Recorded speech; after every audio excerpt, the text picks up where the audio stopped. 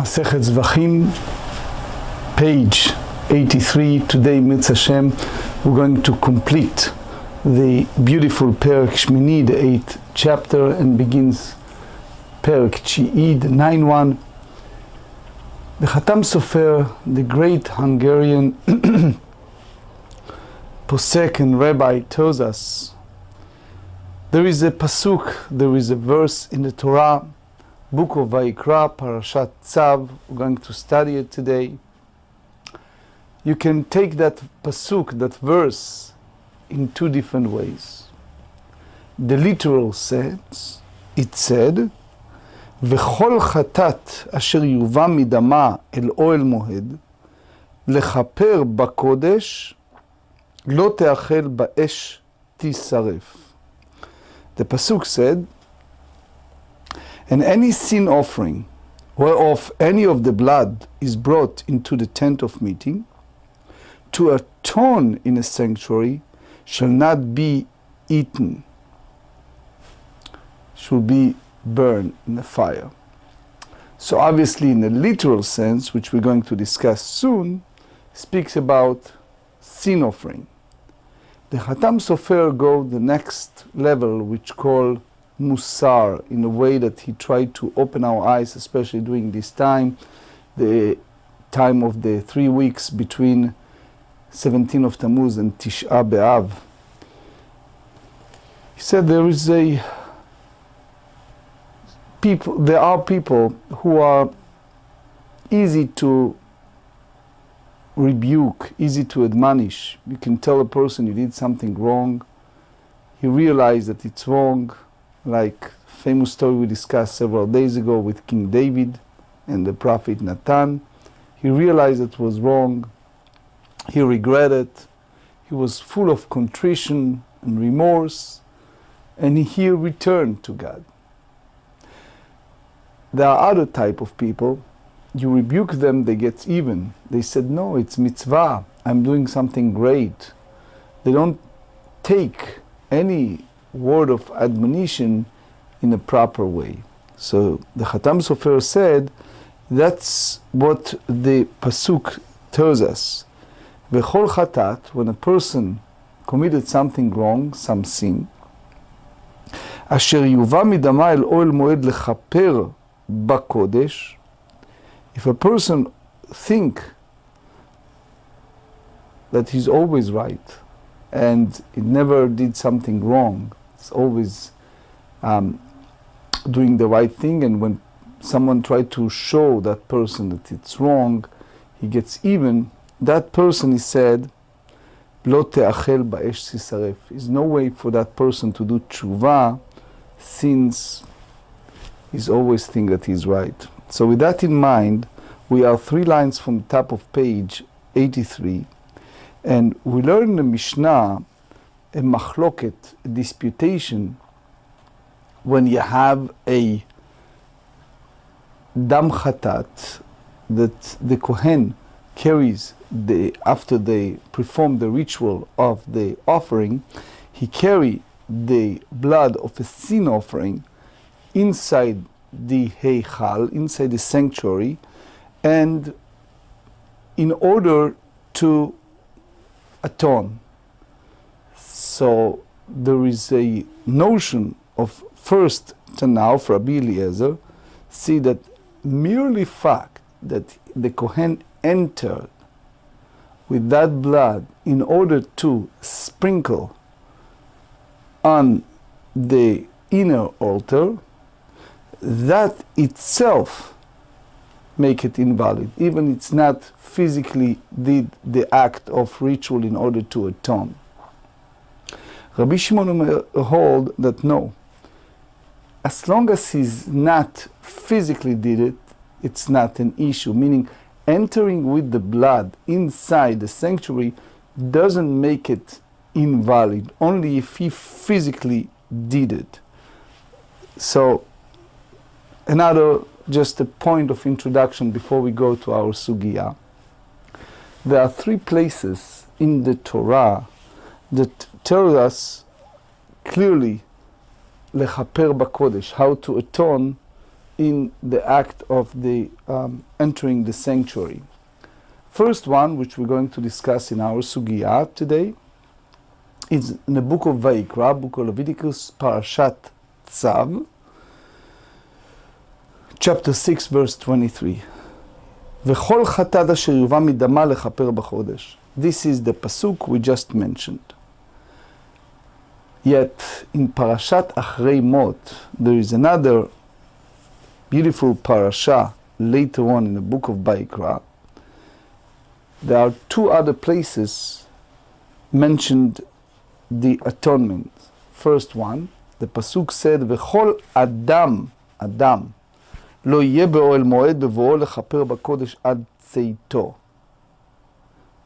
And then another one, "Ve'et par," this is about animal, the bull, "Ve'et par hachatat, ve'et se'ir hachatat," both of them hanisrafim, "asher huva et damam lechaper b'kodesh." So, in conclusion, you see here in two different times, but it's actually three. One is bias, he enter, machnis dam lakodesh, right? He enter the sin offering, first sin offering in the sanctuary, and then pa'amayim, another two times in Yom Kippur, in the Day of Atonement. So now, first let's see the statement in the Mishnah, nichnas lechaper.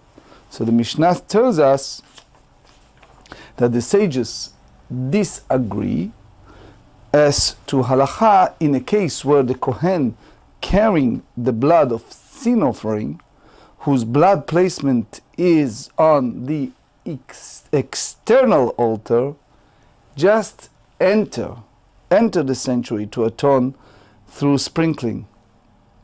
Just enter. But in practicing, the Kohen did not actually sprinkle the blood. So Rabbi Eliezer hold that make the blood disqualified. Why? Just entering make it disqualified. Versus Rabbi Shimon maintained that the blood is disqualified only if the Kohen sprinkles the blood in the sanctuary itself. So now we go to the Gemarah, the Braita. Tanya Rabbi Eliezer Omer, נאמר כאן לכפר, remember the word לכפר, to atone, לכפר בקודש, meaning the korban nifsal, the offering, make it disqualified by entering. Okay, ונאמר להלן, as we mentioned the other source, וכל אדם לא יהיה באוהל מועד בבואו לכפר בקודש. When the Kohen Gadol entered the most holiest, the Kodesh HaKodashim, to bring the incense, the Ktoret, and to sprinkle the blood, the Gemarah in Yoma, page 43, tells us that the person cannot enter to the sanctuary, no one, when the Kohen Gadol does his ritual in the Holy of Holies to do this action, to put the incense and to sprinkle the blood.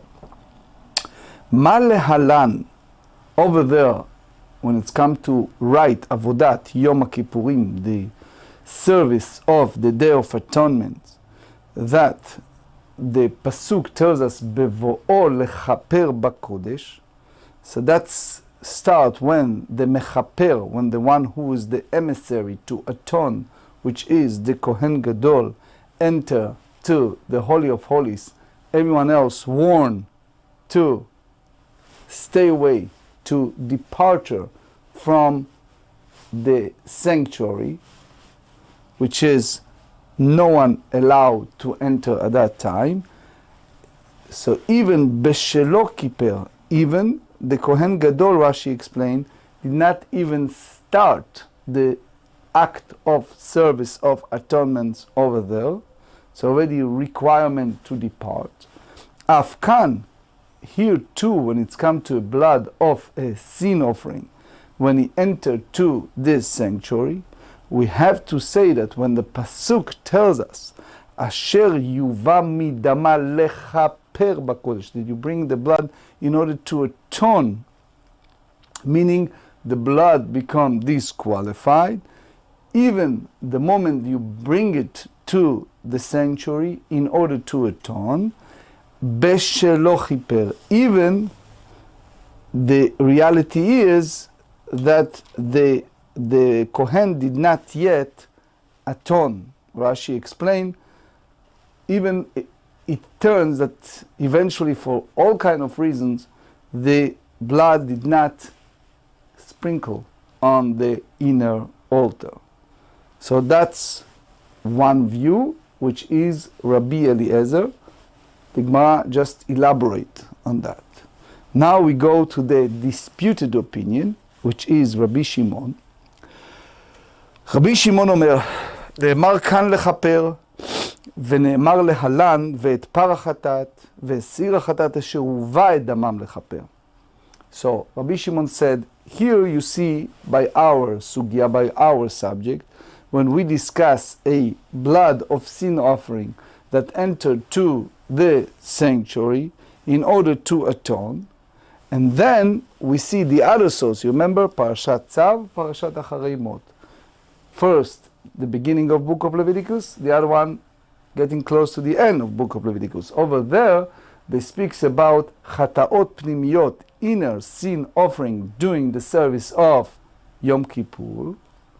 So the Torah said over there, Parashat Acharei Mot, chapter 16, verse 27, Ve'et par chatat, and the bull of the sin offering, Ve'et se'ir chatat, and the goat of the sin offering, Asher huva et damam, whose blood was brought, lechaper, to atone in a sanctuary.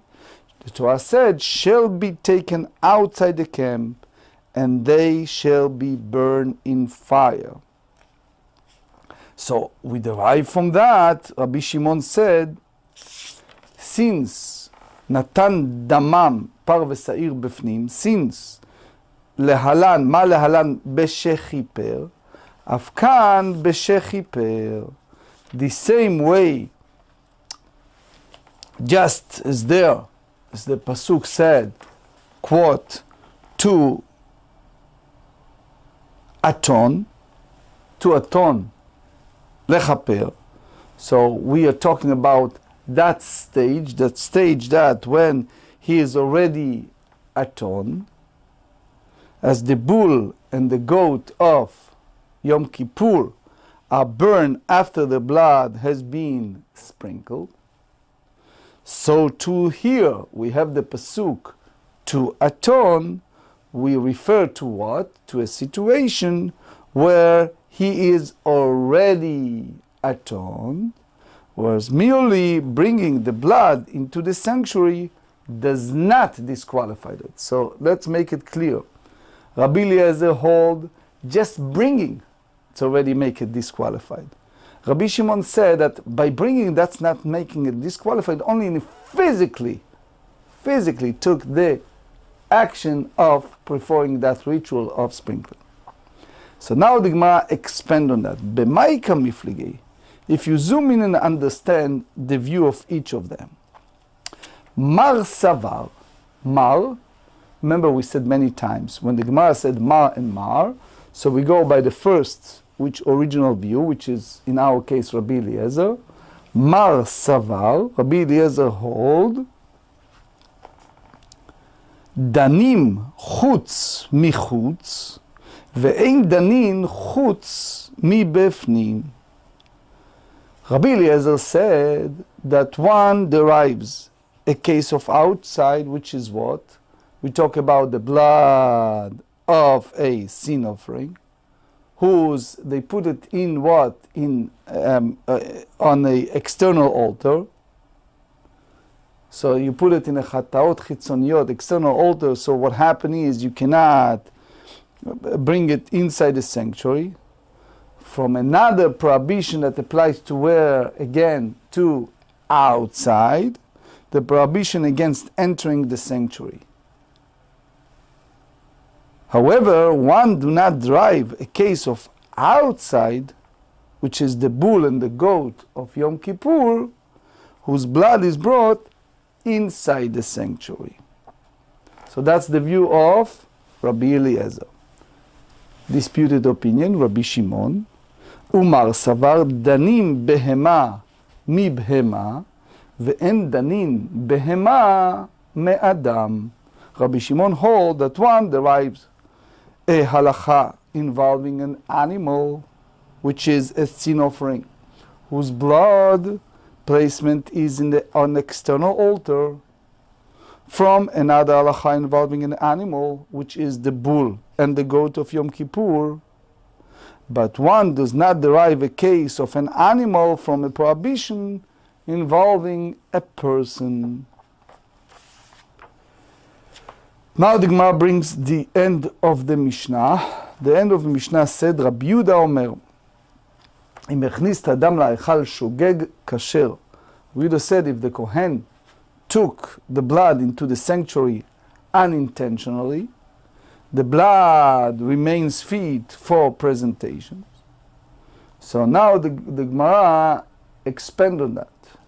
Ha-mezid pasul. If take the blood of the sanctuary, into the sanctuary was what? Was intentional, that make it what?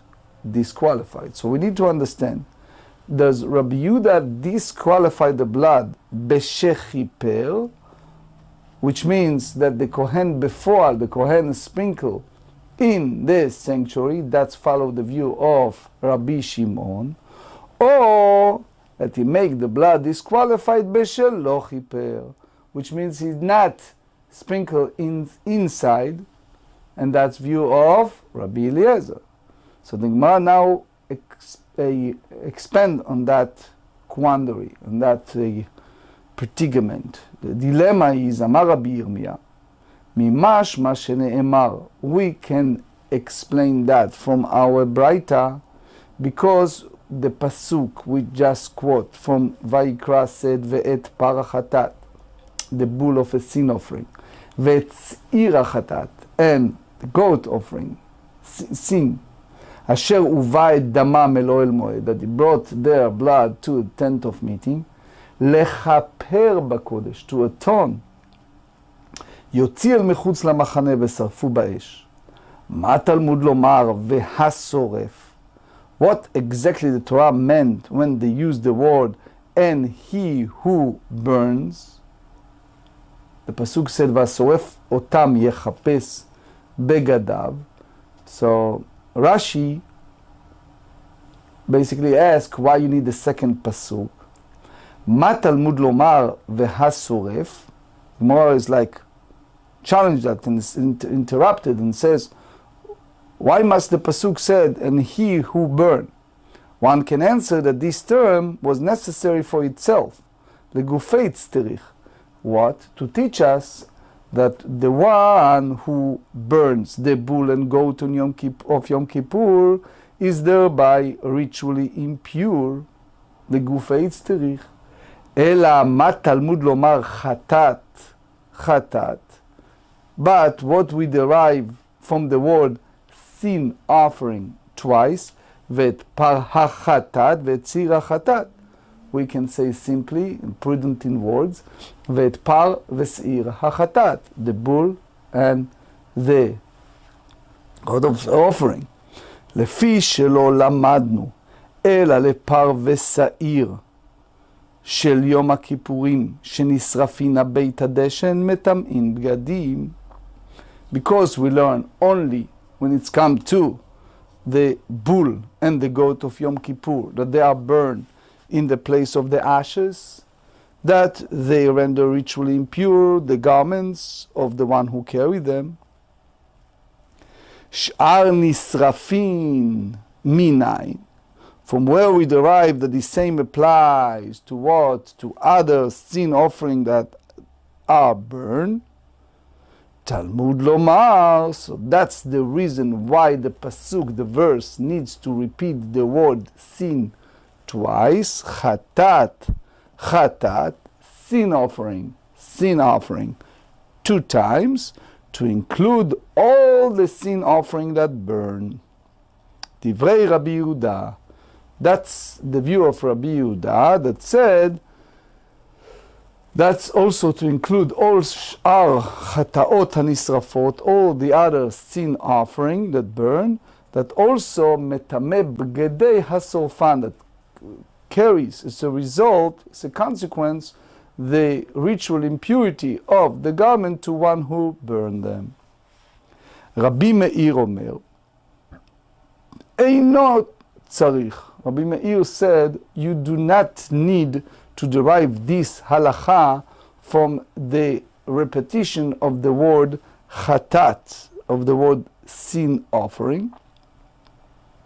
Why? Because you derive by the literal sense of the pasuk.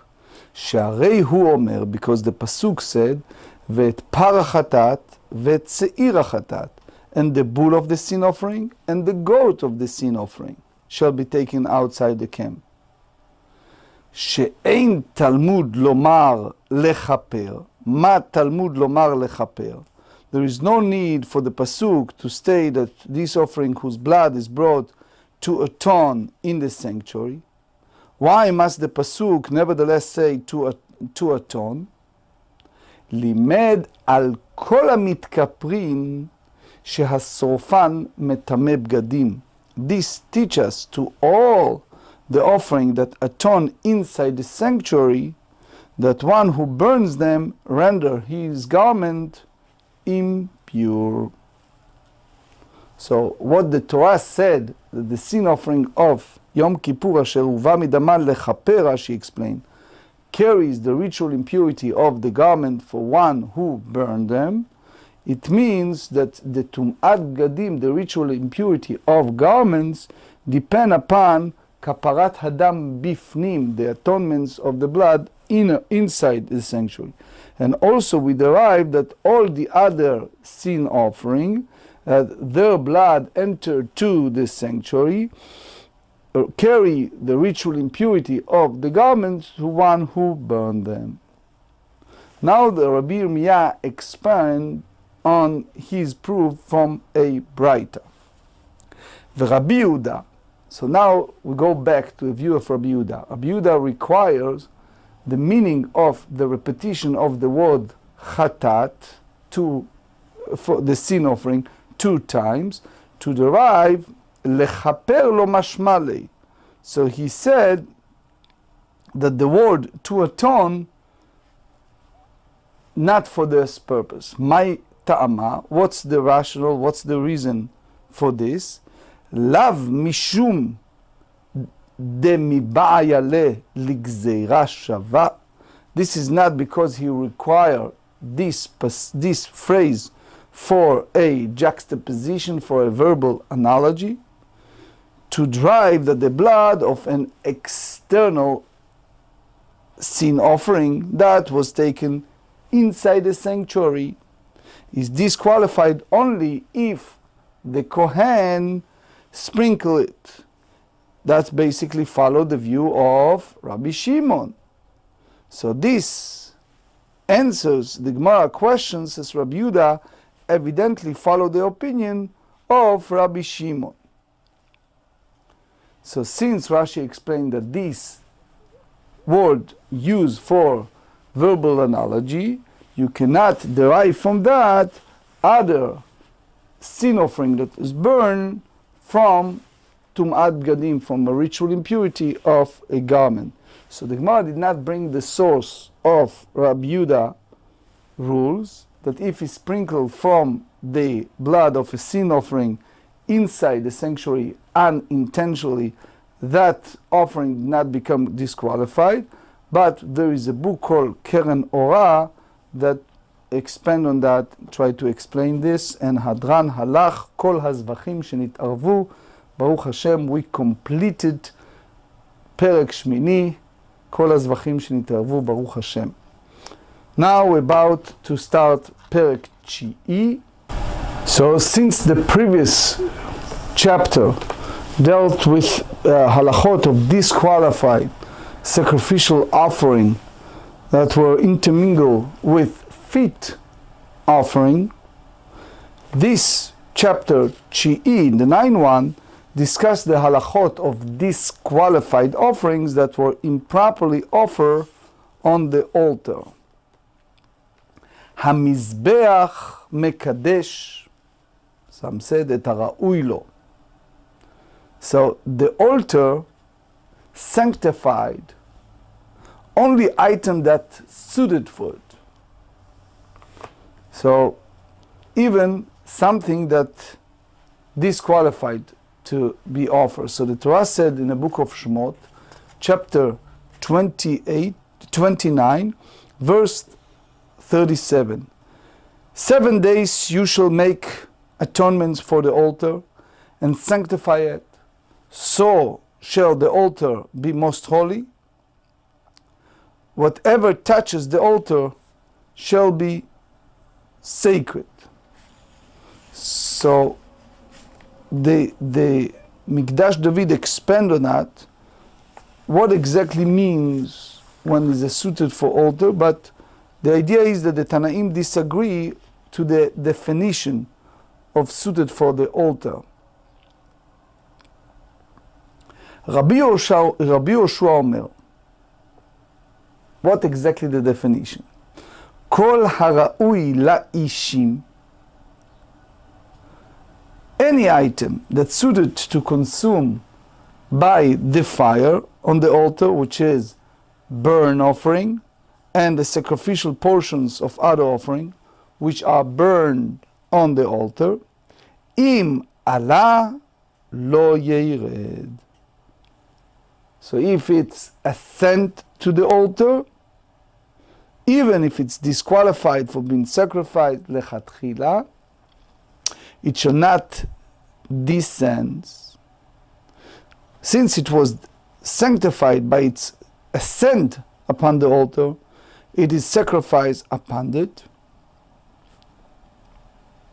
And if you look at the language of the Mishnah, they use the word hara'ui lo, meaning that the in our human anthropomorphic languages, that the mizbeach, the altar, has the capability to sanctify something that it's disqualified, that apply in a way that circumscribed to only something that has a potential to ascend, to uplifted in their level of sanctity.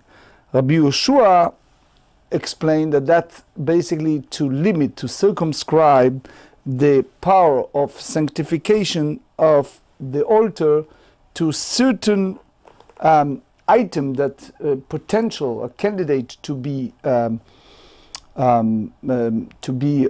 used instant on the altar, which is imurei korbanot, versus blood or libation that is disqualified, that you don't put it on the altar, you only do a libation or throw them away. So Rashi explained that those items you need to take away a descent from the Mizbeach if was brought. Shene'emar hi ha'ola al mokda. So the pasuk said, Zot Torat ha'ola hi ha'ola al mokda al mizbeach al halayla ad haboker. So that's basically the pasuk in Leviticus 6, verse 2. Command Aaron and his sons, saying, this is the law of a burnt offering. It is the burnt offering upon the altar all night until the morning, and the fire of the altar shall be kept burning there. So olah, literally meaning korban olah, the sacrificial of burnt offering. So the Torah teaches that even the work, avodat kodashim, perform only during the daytime, but during the night they take care of imurei korbanot that was in the altar. That's the Rambam.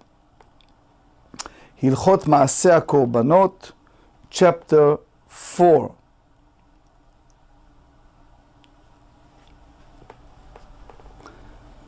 מה שהיא ראויה לאישים אם עלתה לא תרד, אף כל שהוא ראוי לאישים אם עלה לא ירד. So just when it's come to a burnt offering, which is suited to consume by the fire on the altar, if it's a sand, it shall not descend. Same any other that it's suited to consume by fire on the altar, if it's a sand, shall not descend. Obviously, later on, we explain on the meaning. So now, Rabban Gamliel Omer.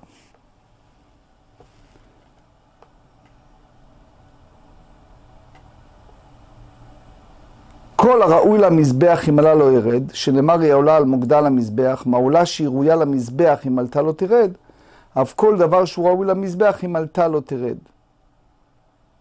So what's the real difference between the two? Between Rabbi Yoshua and Rabban Gamliel? אין בין דברי רבן גמליאל לדברי רבי יהושע, the only difference between the two, אלא הדם והנסכים. שרבן גמליאל אומר לא ירדו ורבי יהושע אומר ירדו. So the only difference is come to blood, disqualified blood and disqualified libation, which are not consumed by the fire but ascend upon the altar. Rabban Gamliel hold that they should not descend because they fit to ascend upon the altar. Rabbi Yeshua hold that they should descend and they are not burned on the altar. Now, Chidushei Rabbi Chaim Halevi in Ilchot Psulei HaMukdashim, chapter 14, you know what, let's finish the Mishnah and then we go to the Rambam and Amor. The third view, when it's come to the Din Nesachim, Rabbi Shimon Omer, הזבח כשר ונסכים פסולים, הנסכים כשרים והזבח פסול. Rabbi Shimon hold that whether the offering was fit and the accompanying libations were unfit, which is if they became ritually impure or they are brought outside the designated area, or whether the libations were fit and the offering was unfit, making the accompanying libations unfit as well. אפילו זה וזה פסולין, הזבח לא ירד והנסכים ירדו. And even if both this and that were unfit, the offering shall not descend, as it was sanctified by the altar, but the libations shall descend. So, a few points. First is the Rambam.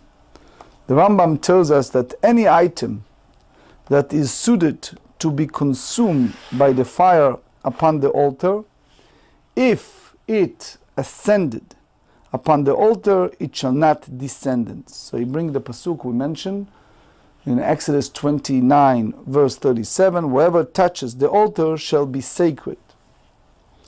One might have thought that even items that are not suited for consumption by the fire shall not descend. Therefore the pasuk states in Leviticus 6, verse 2, it is the burnt offering on the prayer, indicating that just as with regard to a burnt offering, which is suited to be consumed by the fire on the altar, if it ascended, it shall not descend, so too any item that is suited to be consumed by the fire on the altar, if it ascended, it shall not descend. So here you see the Rambam rule, they follow the view of Rabbi Yoshua, since Rabbi Akiva and Rabbi Yossi Aglili on page 83b, as well as Rabbi Shimon, disagree with Rabban Gamliel. But the Kesef Mishnah also expand on that. If the Kesef Mishnah tells us that if a disqualified offering or disqualified libations ascended upon the altar, the offering shall not descend and the libation shall descend. So that's basically follow the opinion of Rabbi Shimon, who rules, follow the view of Rabbi Yoshua that only items meant for consumption by the fire shall not descend upon from the altar. And that's the case of Mishnah.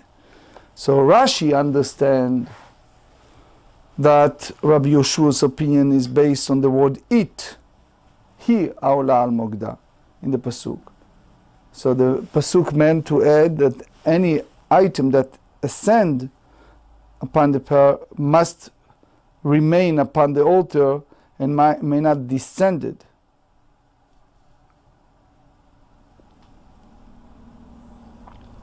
But as we said, the Keren Orah here expand on this, and let's go to the Gemarah.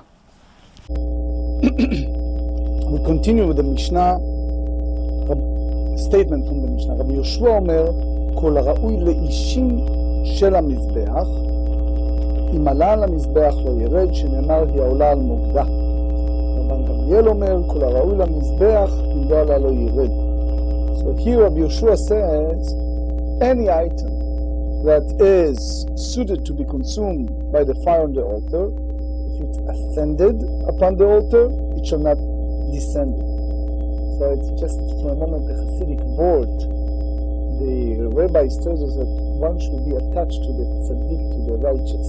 My great-great-grandfather, the Normally Melech, Rabbi Moshe Weisblum from Jones, he pointed out a lot in his book Normally Melech, that the attachment to the tzaddik ascend the person.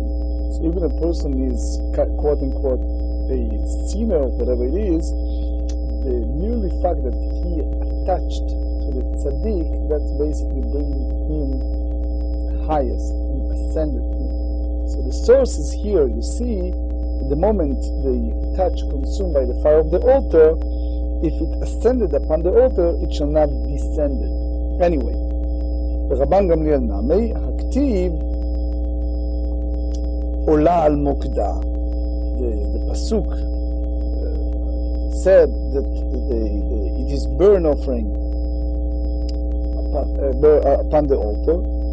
So here Rabban Gamliel also hold that any item suited for the altar, whether it is to be burned or not, shall not descend. Because the pasuk said, Ola al Mokda, burn offering on a part. So the Gemarah responds, that pasuk comes to teach us the mitzvah to restore to the prior of any part of the offering that was dislodged from the part, and it's not discussing unfit items at all. Ve'idach, and the other Tana, which is Rabbi Yoshua, la'adurei pok'in menale, from where he derived the requirement to restore to the fires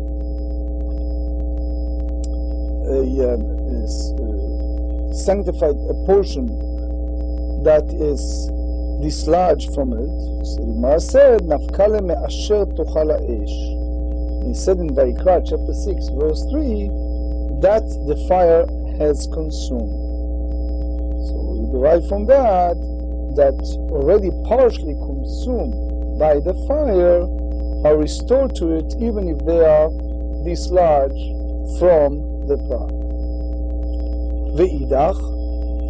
So how Rabban Gamliel derived from this pasuk? Harumi ba'ile ikulei ola et hamachazir ve'et hamachazir ikulei ketoret.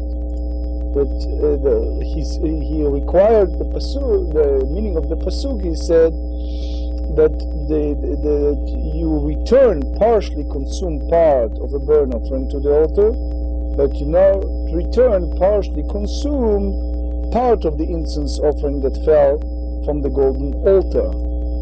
The Tani Rabbi Chanina bar Manyumi ורבי אליעזר בן יעקב, אשר תאכל האש את העולה על המזבח. עיקולי עולה אתה מחזיר, you return partially consumed part of the burnt offering, ואי אתה מחזיר עיקולי קטורת. But you not return partially consumed parts of the incense offering that fell from the plant. ואידך, להביא מילה, שמעת מילה דעקולי עולה מהדרינה. So you see here you don't have a need for additional pasuk because both halachot can be derived from the same pasuk. The Mishnah said, Rabban Gamliel Omer kol ha'ra'ui v'chulei. Rabbi Yoshua Omer, running out of time. Okay, Rabbi Yoshua Omer, הכתיב מזבח, ההוא מבעלי, מהי טעמה, כאמר רחמנא כל ראוי למוקדם מקדש מזבח. ואידך מזבח אחרין הכתיב, ואידך חד להיכא דהייתה לשעת הכושר, וחד להיכא דלא הייתה לשעת הכושר, which is the offering that becomes disqualified at the moment of its slaughter. ואידך כיוון דפסולין נינהו ורבינו רחמנא, לא שנה הייתה לו שעת הכושר, לא שנה לא הייתה לו שעת הכושר. Then the Mishnah teaches us, רבי שמעון אומר, הזבח כשר וכו'. תנא רבי שמעון אומר, עולה. מה העולה הבאה בגלל עצמה, וכל הבאים בגלל עצמם? יצאו נסחים הבאים בגלל זבח. רבי יוסי גלילי אומר, מתוך שנאמר כל הנוגע במזבח יקדש, שומע אני בין ראוי ובין שאינו ראוי. תלמוד לומר כבשים. מה כבשים ראויים? אף כל ראוי. רבי עקיבא אומר עולה. מה עולה ראויה, אף כל ראויה. מהי בניו? אמר רבא ברבא, עולת העוף פסולה, איכא בניו. מר מייתי לה מעולה, ומר מייתי לה מכבשים. ולמאן דמייתי לה מכבשים, הכתיב עולה. אי כתיב כבשים ולא כתיב עולה, הווה אמינא אפילו מחיים. כתיב רחמנא, כתב רחמנא עולה. ולמאן דמייתי לה מעולה, הכתיב כבשים, אי כתיב עולה ולא כתיב כבשים, הווה אמינא אפילו מנחה. כתב רחמנא כבשים. מה איכא בין הנתנאי להנתנאי דמתניתין? אמר הפאפא קמצין שקדשו בכלי איכא בניו. לתנאי דידן לא ירדו, לתנאי דמתניתא ירדו. ריש לקיש אמר מנחה הבאה בפני עצמה, דברי כולן לא תרד, ודברי רבי יוסי גלילי ורבי עקיבא תירד. page 84, מנחה הבאה עם הזבח, לדברי רבן גמליאל ורבי יהושע לא תרד, לדברי כולן תרד. נסחים הבאים בפני עצמם, לדברי הכל, לדברי כולן ירדו, לדברי רבן גמליאל ורבי שמעון לא ירדו. נסחים הבאים עם הזבח, לדברי כולם ירדו, לדברי רבן גמליאל לחודי לא ירדו. פשיטה, מנחה הבאה בפני עצמה, הסטריך לה. וכדרבה, דאמר רבא, מתנדב אדם מנחת נסחים בכל יום. ונשמינן כדרבה, נסחים הבאים עם הזבח הצריך לו, דקה מקרב להוא למחר וליום אחר. סקא דעתך אמינא, הואיל ואמר מנחתם ונזקיהם בלילה, מנחתם ונזקיהם למחר, כנסחים הבאים בפני עצמם דמו, ומודי רבי שמעון דלא ירדו, כמשמע.